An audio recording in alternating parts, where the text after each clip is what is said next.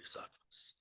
Harsh words disturb the minds of others and cause deterioration in a bodhisattva's conduct. Therefore, give up harsh words. This is the practice of bodhisattvas. Habitual disturbing emotions are to stop through counteractions. Armed with antidotes, the guards of mindfulness and mental alertness destroy disturbing emotions at once, as soon as they arise. This is the practice of bodhisattvas. In brief, whatever you are doing, ask yourself, what's the state of my mind? With constant mindfulness and mental alertness, accomplish others' good. This is the practice of bodhisattvas. To remove the suffering of limitless beings, understanding the purity of the three spheres, dedicate the virtue for making such effort to enlightenment. This is the practice of bodhisattvas. For all who want to train on the bodhisattva path, I have written the 37 practices of bodhisattvas, following what has been said by the excellent ones on the meaning, sutras, tantras, and treatises. Though not poetically pleasing to scholars, owing to my poor intelligence and lack of learning, I've relied on the sutras and the words of the excellent, so I think these bodhisattva practices are without error. However, as the great deeds of bodhisattvas are hard to fathom for one of my poor intelligence, I beg the excellent to forgive all faults, such as contradictions and non sequiturs. Through the virtue from this, may all living beings gain the ultimate, conventional, altruistic intention, and thereby become like the protector Chenrezig, who dwells in neither, not in the world, nor in peace. Okay, good morning, everyone. If you don't have a copy of this little blue book, please feel free to take one as White Lotus's gift to you. These verses were composed by a Tibetan monk, I think in the 12th century, maybe the 11th century. Two great waves of Buddhism coming to Tibet from India. The first is like in the 600s, 700s, I believe. And the holders of those traditions are called Nyingma. It means the ancient ones. Nyingmapas are those who follow it. The new wave, it's called the Sarma, the new wave, is kind of happy, new in the 12th century. That's new.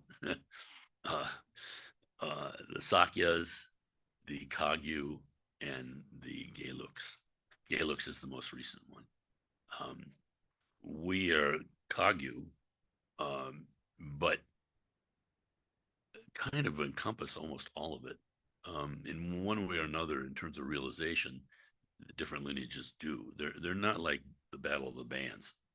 Somehow that we have this idea in America, well, in the West, because of our own religious history.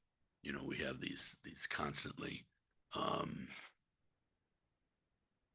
newly arising, especially Protestant traditions, and so we have kind of like sometimes very serious, you might say, theological differences between one Christian tradition and another one.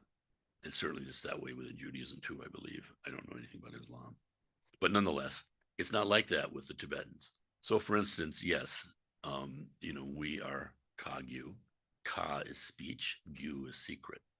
So it's talking about the esoteric teachings, the tantra, the mantra, the secret speech, special methods. Within the Kagyu, there are 12 different subsects. We happen to be one of the biggest one, called Drikung. Drikung refers to an area of Tibet. So when some of us from White Lotus went to Tibet several years ago, we went to the Drikung area. But it just refers to region. Now, long tradition, and the Drikung has always has two monks who are its head. Those are the pictures up there, Chetsang and Chungsang, older brother and younger brother. They're not biologic brothers anymore, but way back when they were. So it was like a tradition that was handed down, like you inherited it from your father as far as the leadership of it. That changed over time. And at one point, one of the leaders of the Drikung was a great Nyingma master. So all these Nyingma teachings came into the Drikung. So if like when if you come here on a Tuesday night and we're doing Vajrakalaya, that's a Nyingma practice that Garba Pache has given us to do. Now, additionally, there was a further kind of minor reform I should say minor, I don't mean to color in that way, by a great practitioner named Tsongkhapa. And that's the Dalai Lama's tradition, comes out of Tsongkhapa. We share so much with Gelug, the Gelugs. Gelugs means shining virtue, those who practice shining virtue. So this monk that composed our little 37 practices was actually, he's within the Gelug tradition, but he's also within ours, because this is before Tsongkhapa. So years ago, some of us went down to Washington, D.C. as Holiness Dalai Lama was giving the teachings on the big mall in Washington, D.C. in front of the Capitol and the Smithsonian and that. And, you know, they had monks up there and this stage and obviously audio visual things, those big screens they can put up at big outdoor events, and of course the sound. And so they had the initial prayers, and we're sitting there waiting for it all to begin, and suddenly these monks go into the prayers that we just recited in our buff colored book. So there's a great deal of overlap, and Gar Rinpoche has said that the differences in the teachings are for the advantage of the practitioner. He says it's like one great jewel that has different facets. They're all beautiful, but by looking at one facet and comparing to another, you know, it can cause a question in your mind. It can cause you to investigate, sharpens your understanding. It's totally positive. The teachings are presented in really three great careers, you might say, or three great methods. The one that Khenpo teaches most of the time, and that most people are, when they think of Buddhism, that's what they're thinking about, is this great path of the transcendent perfections, the six perfections, this great path of really limitless love and compassion. So where we are purifying ourselves of the negatives, you know, we're abandoning the negatives, but we're adopting the positives. Now, these are adopting positives just in the term of our ordinary mental existence. So you're not pretending to be anything else. You're a human being. We see things. I feel like I'm here, you're there. Even though I can believe in the higher teachings that that's not really true, there isn't that seemingly unbridgeable gap between us. But we're using our ordinary mind, so it's completely accessible, and it's so wonderful. And if you think, what breaks down that distance between us? Well, you know, loving kindness and compassion. And so the basic teachings in this great path, the first career, so to speak, the Bodhisattva, this is a being who's on the path of awakening. The Bodhisattva path is one of, in practicing this loving kindness and compassion, we're kind of like eroding those differences. Instead of this absolute distance, we're taught to, it can be totally artificial, but we start out doing it. We train ourselves, our mind, to consider all beings as having been our mother in some previous lifetime. And then there are meditations that we can do on what is the kindness of a mother. And Jigten Sumgön, this picture is the founder of our particular tradition. Oh, thank you. Yeah. He even has, he goes through it. And so you read this, what are the qualities of the mother? Why do we have to have gratitude to a mother? And you can see that, you know, I mean, I've got clients who, you know, were crack addicted and gave birth, but that child still has precious human birth. So even if the mother disappears from the life, she's still given this incredible opportunity.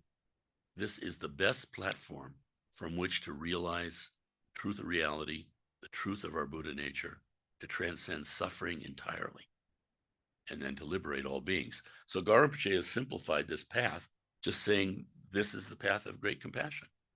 You think of all beings as having been your mother. That's the compassion aspect of the path. And then the other aspect, the wisdom aspect, feminine, is just consider it all dreamlike. Some of the verses in here sort of correspond to that. And if you think about it, it's really true. Think of the last time that someone really pissed you off, really insulted you, in the moment that anger comes up. You know, true, if you really saw this as dreamlike, that anger wouldn't have been triggered. It's almost like watching a movie. We can see all sorts of terrible things in a movie and we can get our emotions involved, of course. But at the same time, we're not affected in the same way because we know there's a dreamlike quality to it. In truth, the feminine aspect of all of this, the wisdom aspect, the profound transcendent wisdom, it is all dreamlike. Think back when you were 5 years old. Look at those pictures of you as a young child. Where is that person now? It's a dreamlike existence that we have. And in that understanding is great liberation. But of course, we have anything opposite. We have a habit of that. Man, I am solid and real, and have to defend myself, have to push away the bad, grab the good. All those things are still happening. You're not throwing away and acting stupid, but you don't have that body of animus, that body of hatred, that nursing of resentments, and all those things that really, like Dalai Lama says, next time you get angry, look in the mirror. Do you like what you see? Faces are either all white if you're really mad, or red. It says you look like a demon. You come into the room in that quality, everybody's sensitive, they all move away from you. So you're alone, it's even worse. So these are things that are totally in our self-interest. This is self-liberation. But this path of the 6 perfections goes beyond self-liberation. Yes, we come to a state that is free of suffering. It's called an arhat, one who has conquered, a conqueror. And it's said that amount of wisdom is like a lightning bug or a glowworm. But it's light. Compared to the darkness of the cave, it's significant, useful, beautiful, and very peaceful. But further, to completely remove the obstacles to our own mind, to our own omniscience, this is something beyond birth and death.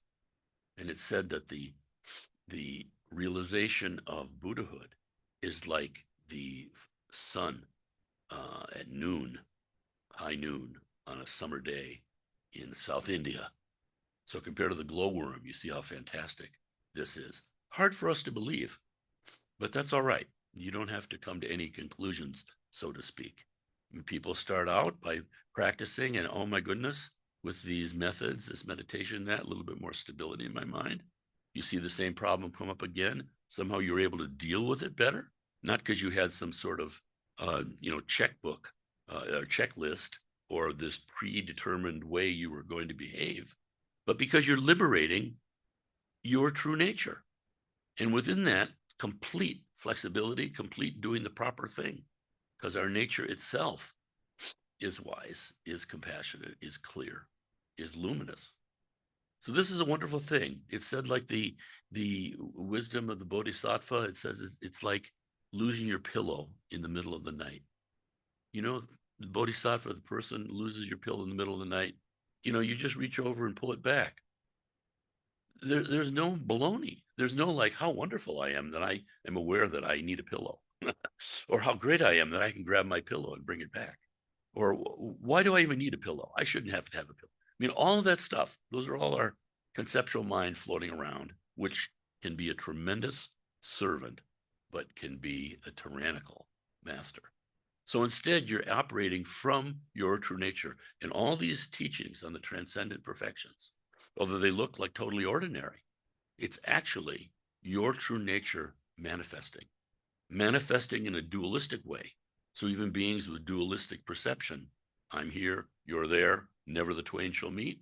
Even with that mindset, we can use concepts to get beyond concepts. So it's extremely important. But this is the great tradition. Most of what Khenpo teaches, most of what the Dalai Lama teaches publicly, this vast path of loving kindness and compassion. So this dual-fisted kind of thing of abandoning the negatives and adopting the positives. There's a natural process that's called the accumulation of merit. And this is often a word that we Americans don't like either, because people think, oh, merit, that means I'm better than somebody else. It kind of rubs us the wrong way. But merit is just the positive energy in anything you do. I like to say is, merit, you turn on the light switch and the light goes on. That's merit. Things are working. You're effective in what you do. Can just be, talking to the cashier in Wegmans. But everything's kind of working instead of everything never working all the time. The lack of merit is, I think of it too, like sometimes you get one of those carts in Wegmans, there's something wrong with one of the wheels. So you're going, but somehow so much, excuse me, energy and friction. It's going the wrong way. You got to do so much to keep it on line.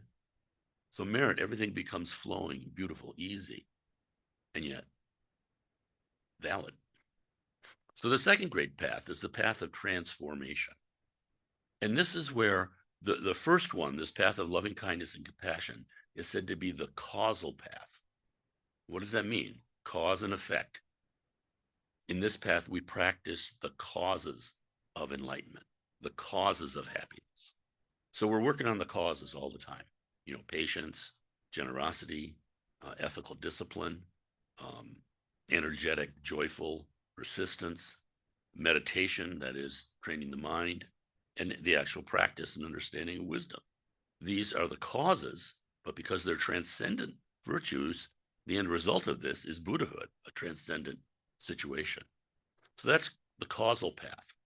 But lo and behold, because we actually have Buddha nature right now, never went away, can't go away, it's actually our nature, even though it might seem to be totally covered up.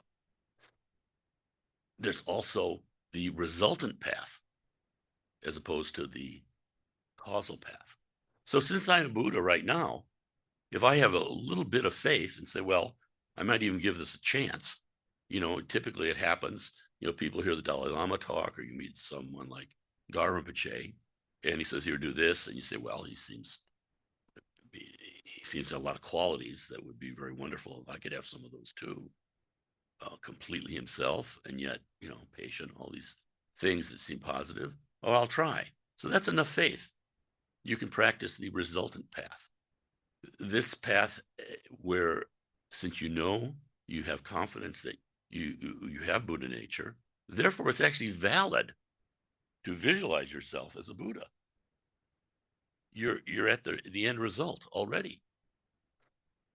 And what happens is it's a process, but the Tibetans say this is the fastest path for our particular time.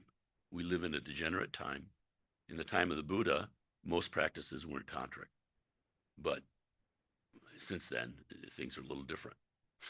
So you can visualize yourself as a Buddha. You take on the body of a Buddha. You take on the speech of a Buddha, which is mantra.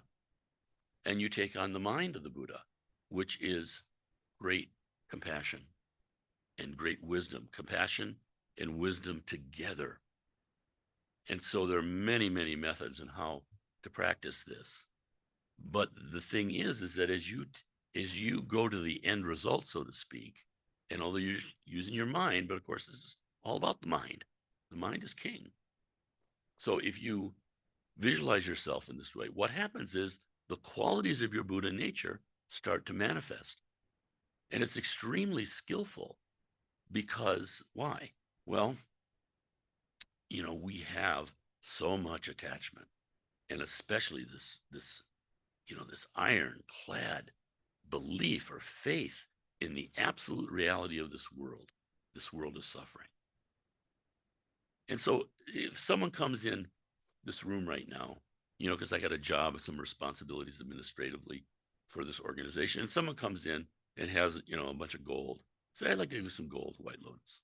Well, that distracts my mind because I'm here and it's like, oh, that's wonderful. Your greed gets going. I could do better with this. And not necessarily bad greed, but I mean, you're distracted. Instead of resting in your nature, I'm focused on that gold. And I'm thinking, oh, what if someone steals it? We better get calls the insurance guy right now and raise the limits. I mean, all these thoughts are generated. Why? Because I imagine myself to be this body of Frank, and all the baggage that comes, or as my Polish friend says, luggage that comes with my idea of Frank, the whole history of it, all the relations, does this well, doesn't do this so well, a little impatient, a little arrogant. That whole thing is there. And so with the gold, how do I relate to it? In terms of Frank, that's what we do. And that can be a good thing. Okay, I got some responsibility here. We want to do the right thing with that gold, but I'm still on that gold. And that's the distraction. Those kinds of things, appearances distract us because we don't see the nature of the appearances. We're all tied up in the appearances themselves. Now, in the tantric way, what am I doing? I'm visualizing myself as a Buddha, and lo and behold, I have a gold crown. That gold is beautiful. And with meditation, it's more vivid than physical gold itself. In a sense, it's more real. But we know from the get-go, we're just using our mind, right? Shouldn't say just using our mind. But because it's mind, so much baggage that I have around a pile of gold in this realm is not there. So I'm able to function with that gold in a totally free kind of way. And yet the power of this is that these visualizations are not something was thought up by some Hollywood producer or some, clever woman. It's not like that at all. This is actually the first manifestation in form of our true nature. It's called Sambhogakaya, the body of bliss. And in this practice, you actually ride bliss to Buddhahood. Now, clearly there are dangers there too, because when Frank's sitting around, he can attach to bliss if he can find any, and then get possessive and whatever, and be hungry for bliss rather than why? What's the motivation to benefit all? So there are many, many protections in Tantra. That's why some of this seems so complicated, because they just have endless seemingly things that protect the student from their own mistakes. And they're just wonderful things, the samayas, they're called. They're bonds of trust with a teacher. And so there are many, many teachings that help with this. But nonetheless, it's the path of the resultant path. So the path of result. And you can see this in small ways, actually, because, Gretchen and I were at a Zen center for some 16, 17 years before we just, without any intention, stumbled upon the Tibetans. And in most of the Buddhist world, when you meditate, see, how was it? Yeah, you meditate. We have your hand doing the meditation gesture. The right's underneath, the left is lying flat on top of it. Why? The right is skillful method activity, and the left is wisdom, female. So in Zen, the left is on top. Why?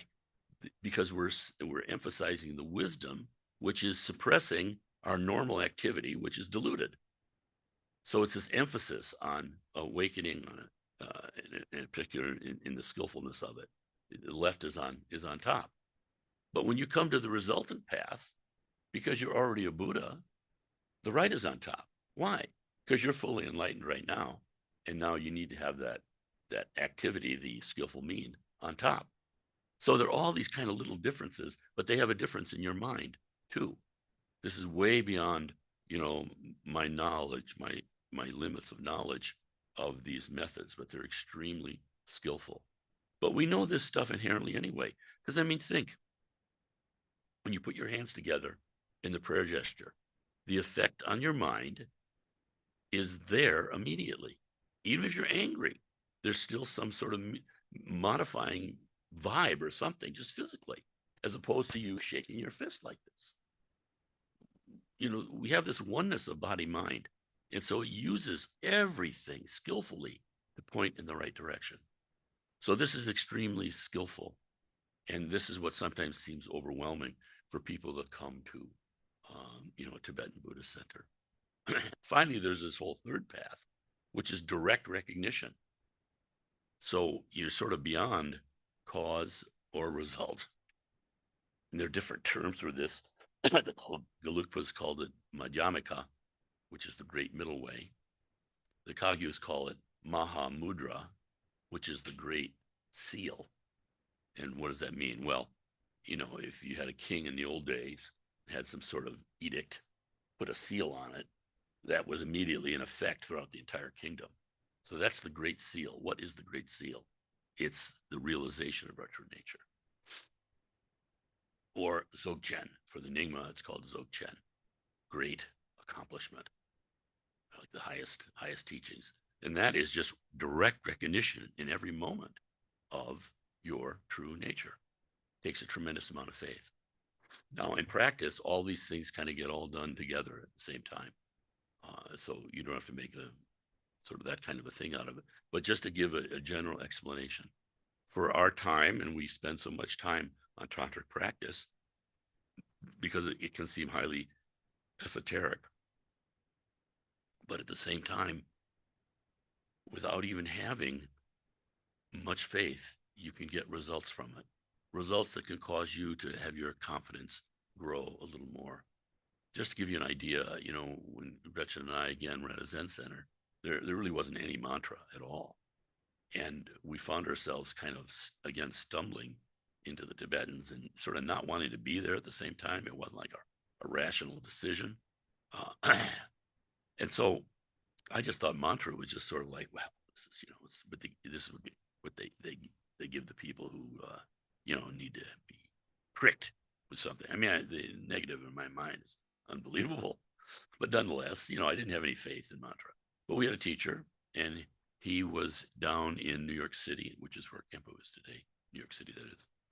And there's one of these John Giorno, I think was his name. He was actually an artist in Jack Kerouac and Allen Ginsberg scene, and he was in the Battery in Lower Manhattan. And he had invited this teacher there, and he was giving instruction on Vajrasattva, so this great Buddha of purification. And then there's a mantra that goes with that. And the mantra, it's in our prayer book, I think it's 108 syllables long. So there's no way I had that memorized. And we went on to like 2 hours of doing this mantra. You can imagine me sitting there sort of wishing I wanted to be there, but I didn't want to be doing this mantra. And the whole stuff seemed just like, well, what's the point of this, But you're going through because you're sitting with these other people and social pressure, all of that. But then later that night, so we're done, and we're going back to where we were staying that night, and in the subway platform in New York City. And all of a sudden I realized I was like the calmest I had ever been in my life. It was like calm beyond calm. And this isn't any kind of great spiritual insight or anything, but it just shows you there's inherent power in these forms. This is a little hard to believe for most of us when we approach it. I mean, you can meditate on your breath. You can meditate on a Buddha statue. You can count your breaths. There are all sorts of objects of meditation that you can have. And in one way, in an ultimate way, they're all equal.